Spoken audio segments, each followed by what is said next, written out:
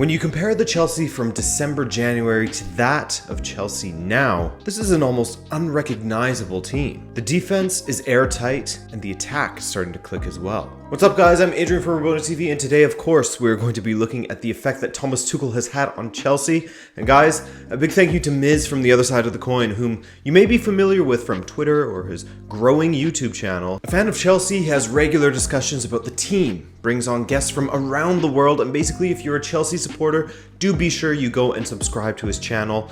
All that you could ask for when it comes to content as a fan, and a knowledgeable, incredible guy to boot. Do me and yourself a favor and check out his channel, linked below. And by the way, they came through once again. OneFootball has sponsored this video, and OneFootball is the best app out there. If you want to follow Chelsea, the Premier League, Thomas Tuchel, you name it, you can follow it and get the fastest breaking news sent straight to your phone via their app. Plus, you can follow every Chelsea or Premier League or any team in the world's matches live via their match ticker, watch videos, highlights, and much more. Follow all the transfers that are being rumored and get OneFootball's rating on how legitimate they seem. That and so much more, so do be sure to follow the link in the description to get a free download on iOS or Android, and you'll be helping yourself while helping me at the same time. So thank you to OneFootball, and let's get to the video.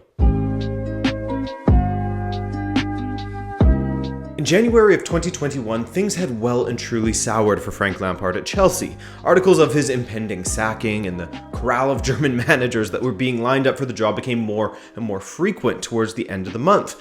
There were some stories that would point toward Chelsea splashing the cash to bring in Julian Nagelsmann or Ralf Rangnick, who seems to be linked to every job these days. And Thomas Tuchel was of course in the mix as well, as he had recently been replaced at PSG by Mauricio Pochettino. But beyond being recently unemployed, Tuchel was fresh off of what can only be described as a successful stint at PSG, a stint where he took the Parisians to their first Champions League final in club history and won 6 titles, making him the 3rd most decorated coach in the club history. Not to mention the name he had made for himself as a manager back in Germany with his stints at Mainz and Borussia Dortmund. He's proven to be a tactically adaptable manager, and no doubt his experience with PSG made him an attractive prospect to a Chelsea side that previously had a manager with very little of that. Very little experience actually managing a football side, 2.5 years of it, one of those years having been spent guiding Derby County to a 6th place finish in the 2nd division of English football, as well as a playoff finals run that ended in defeat ultimately. And so how did Chelsea supporters feel during that 48 hours or so, less than that really, in which they had sacked a club legend who was failing, let's be honest, but were signing a talented manager? Time to check in with Miz. To be honest, Thomas Tuchel's name, I wouldn't say was high up in the list because they thought it was mid-season and it would be such a difficult time for Tuchel to come in. We were 10th. It was more that someone like Rangnick would come in, build the style, get the best out of Timo Werner and Kai Havertz, the German players, creates a structure, gets us playing the gegenpressing game. And then maybe in the summer, we go with someone like Nagelsmann, who possibly will look to leave Leipzig at that moment. When it was sort of confirmed that Tuchel was coming in, I started feeling a lot more comfortable, a lot more confident that, one, he is a very experienced manager. Chelsea Football Club, with the caliber of talent that we have, with the squad that we have, with the money that we have and the facilities that we have, we need an experienced manager. Do you know what I mean? Like, we're not a Mickey Mouse club out there, you know, and I'm not boasting or anything. We are a top dog in European football. I know in recent times it hasn't been in terms of results, but in terms of money, facilities, organization, we can match it with the best out there. The fan base was getting very, very excited, very looking forward to where it's going to take us. But where it has taken us is not something that none of us has expected. Now, one of the things that seemed interesting in some respects was the length of the contract that was offered to Thomas Tuchel, an 18-month contract. You saw some people sort of using that to make fun of him on social media, calling him a glorified caretaker manager and other nonsense. While others thought, you know what? It works for both sides. It's not a massive commitment over many years from both sides, and if all goes well for both parties, then there's no reason to not sign an extension. Tuchel's transparency on the subject was certainly a breath of fresh air for Chelsea supporters. He's pretty much come out, when he came to Chelsea, and he said he was a bit worried about the 18-month contract when he first got that. That did bother him a little bit, that, oh, don't they rate me? Don't they think I'm a good manager? But then quickly he sort of snapped out of it thinking, what does that matter? If I'm not good, if they give me 5 years contract, if I'm not good and I'm not delivering results, because at the end of the day, Chelsea Football Club is all about results. You cannot go through the kind of decline that Frank Lampard went through for 2 months. You cannot go through that in Chelsea Football Club. You're going to get sacked. It's as simple as that. You can have a loss, you can have back-to-back losses. As soon as you start having 3 losses in a row, trouble starts brewing, and you need to really quickly change that. So it was really good to hear from Thomas Tuchel saying that, what does it really matter? If I'm not producing, I'm going to get sacked anyway. So he's embraced that challenge, and he completely understands the Chelsea philosophy that if I don't win, I'm going to get sacked. And I'm okay with that. I'm okay with that because that gets him going. That puts him on his toes. And I think this is why we're where we are, because we are constantly on our toes.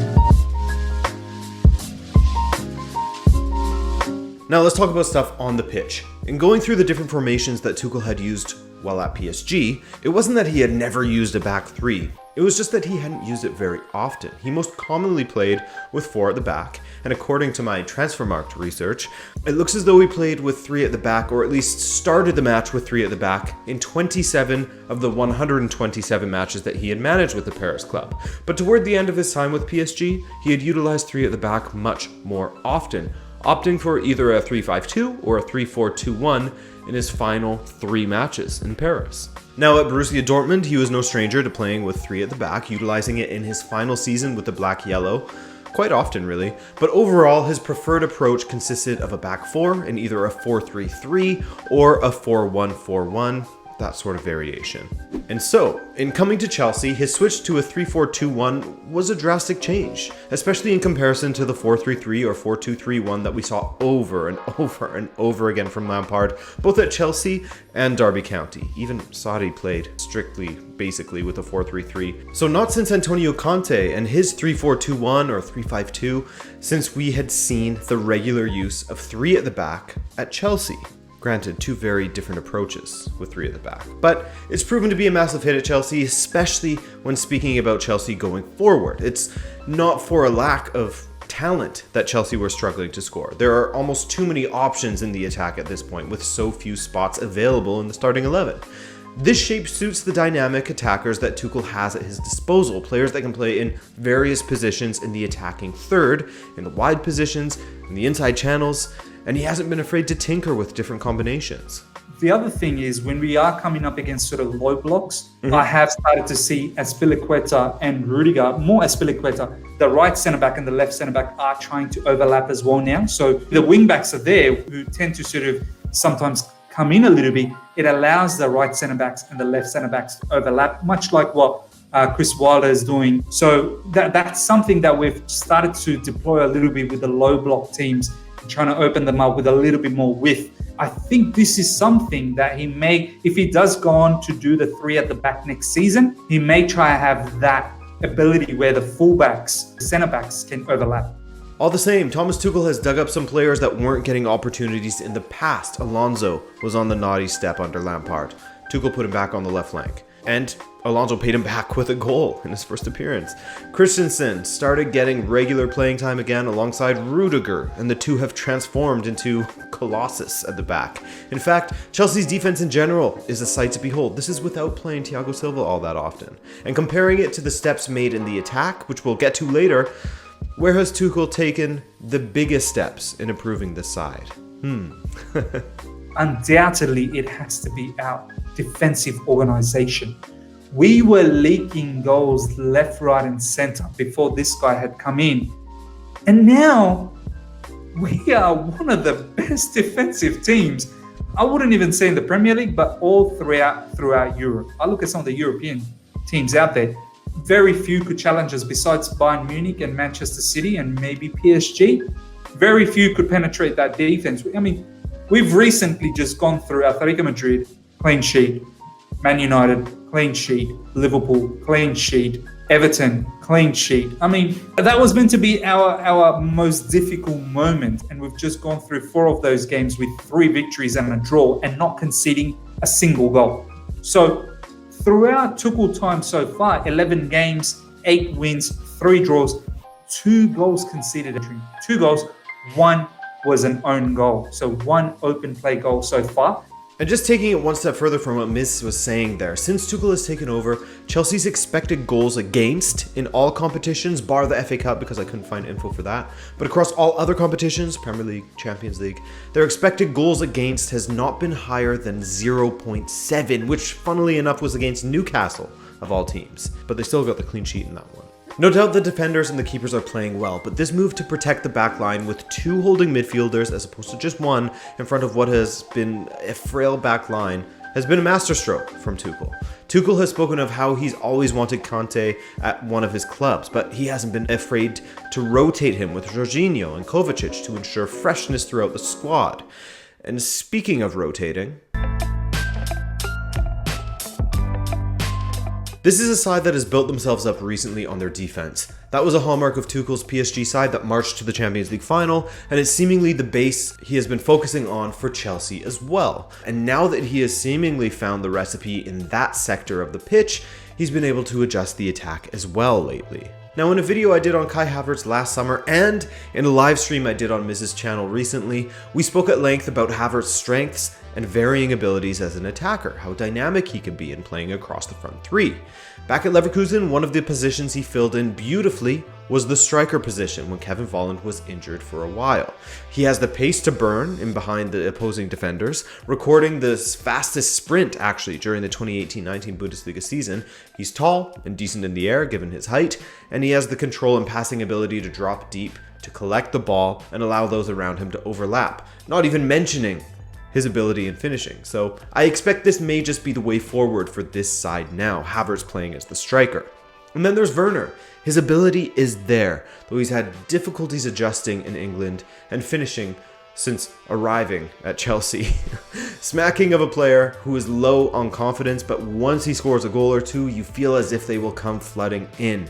5 goals from an expected goals of 9.8 isn't a great look, admittedly, but I certainly believe that will change. And all that being said, his goal contributions still rank amongst the highest of all Chelsea players in the Premier League. Then there's Mason Mount, whose high standards have carried on under Tuchel as they had under Lampard. Hakim Ziyech, a player who will no doubt have to get used to playing tucked in behind the striker if he is to play at all, as the right wing back positions will have been taken up by Hudson-Odoi and Reece James. Then there's Tammy Abraham and Olivier Giroud in the attack, and on it goes. With all of these options, Tuchel seems to want to use them all. Even Christian Pulisic. Didn't even mention him yet, but he's there also. You know, Hudson-Odoi is playing down the right, then it's Reece James, then Hudson-Odoi is on the left, and etc., etc. So, do you think he's zeroing in on Chelsea's best 11, or is he happy to just continue to rotate the squad? Because as you said, you guys are playing as a team. Yeah, you know what? This is a very good question because the fan base, we're confused as well. We don't know what lineup's going to come up, but we are at a point where we are in complete trust with Thomas Tuchel. I think he is working towards getting to that best 11, but I love this surprise package. I really do. I think not only he's working to the best 11, but he's also figuring out alternative options as well. These players that we have are very versatile, Adrian. They can do a lot of different things. Kai Havertz, very versatile, very good on the ball, can play in midfield, can play in the forward, can assist, can score goals. You know, Timo Werner, similarly, Hakim Ziyech, similarly, Pulisic, similarly. So what Thomas Tuchel is figuring out is not just the best 11, but alternative 11s as well. You know, horses for courses, basically. With Thomas Tuchel in almost 14 years of managing at senior level, he certainly feels like he is a manager that is reaching his prime with plenty of experience now, something we spoke of earlier. At PSG, not only did he get some great experience managing a squad to the biggest stage of European club football, but he got invaluable experience in the man management side of the game as well. With the personalities in that dressing room, the likes of Neymar and Mbappe, threatening to get angry when they aren't selected and allegedly having a direct line to the president, among other stories, I mean, it all sort of painted a picture of a situation that would be sticky for any manager at PSG. Something that Tuchel shed light upon right before leaving the club when he was asked whether he was a manager or a politician for sport, highlighting how all he wants to do is coach. He simply loves football at its heart, but at a club like PSG, it's not always just football there.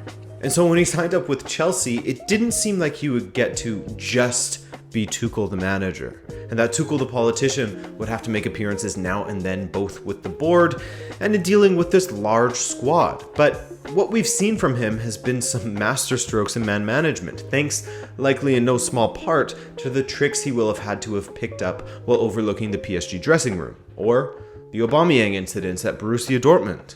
Most notably at Chelsea, he's made every player in the squad feel as though they have a chance at playing. Maybe Emerson would say otherwise. But even if you'd been rotting away like Alonso had under Lampard, you still get a chance. And there's the more obvious example of man management in how he dealt with Callum Hudson-Odoi. He brought on Callum Hudson-Odoi to get that energy. I need you to go out there and penetrate that defense, get in their face, 1v1. And he wasn't doing that. Hooked him off. And you know what? We ended up getting a draw. And, as you said, next game against Atletico Madrid, he started and he played superbly. And then he said it in the media. He was very open with it. He's like, this is not an issue for me. I addressed it in the dressing room in front of everyone. I didn't even just address it with Callum. I addressed it with the whole dressing room, saying that this is what I thought. This is why I brought on Callum. Callum didn't do this. Hence, he was taken off. I've got standards. You need to meet standards. But this is just for today. Callum is not that type of a player. We're going to forget this. He's going to start, come Atletico Madrid day. So I think the players love that transparency as well. Twice he has removed Tammy Abraham at halftime. Twice. Because he wasn't getting what he wanted to get out of Tammy. I got no time for this. I need to win the game. Do you know what I mean? This man has come in and he's sort of understands he's got 18 months contract. If he doesn't get results, he's out. He's not here to make friends. I'm not here to make friends with the players. I need a job done, and I need these players to understand if you are going to be good for Chelsea Football Club, you're going to have to produce every game. It's all interlinked, Adrian. It's all interlinked. You play well, I win, I keep my job, Chelsea prospers. You play bad, I lose my job. So it's as simple as that. Nothing has been won yet, and it's still premature to say that Chelsea will win anything this season. The FA Cup and the Champions League seem to be their only shots at trophies. But with this manager hitting his prime, and with the talent he has within this squad, you certainly feel like the hype that built around Chelsea last summer, following all of those signings, it's as if it's legitimized now in a sense, as if it had a delayed fuse and is only now taking shape under Thomas Tuchel. No doubt they'll be one of the teams to watch for the rest of this season and the next, at least in my eyes. I hope you enjoyed this video, guys, and thank you once again to Miz from the other side of the coin for joining me. Do be sure to check out his links in the description, but beyond that, subscribe if you're new and enjoyed the content so you can find your way back to the channel much more easily, and drop a like if you liked what you saw, or a dislike if you didn't. My name's Adrian, this is Rona TV, and we hope to see you back again. Ciao!